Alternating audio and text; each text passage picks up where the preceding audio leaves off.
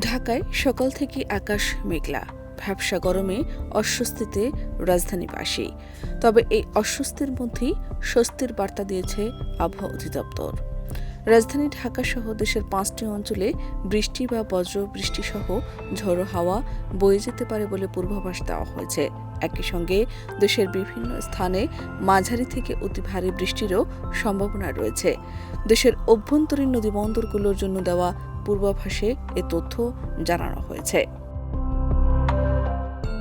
পূর্বাভাস অনুযায়ী রংপুর, ময়মনসিংহ, ঢাকা, কুমিল্লা ও সিলেট অঞ্চলের উপর দিয়ে দক্ষিণ অথবা দক্ষিণ পূর্ব দিক থেকে ঘণ্টায় ৪৫ থেকে ৬০ কিলোমিটার বেগে অস্থায়ীভাবে দমকা বা ঝোড়ো হাওয়া বয়ে যেতে পারে।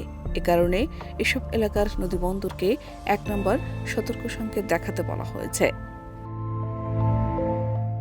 এদিকে আবহাওয়ার আরেক পূর্বাভাসে বলা হয়েছে, রংপুর, রাজশাহী, ময়মনসিংহ ও সিলেট বিভাগের অনেক জায়গায় এবং ঢাকা, খুলনা, বরিশাল ও চট্টগ্রাম বিভাগের কিছু কিছু জায়গায় হালকা থেকে মাঝারি ধরনের বৃষ্টি বা বজ্রবৃষ্টি হতে পারে।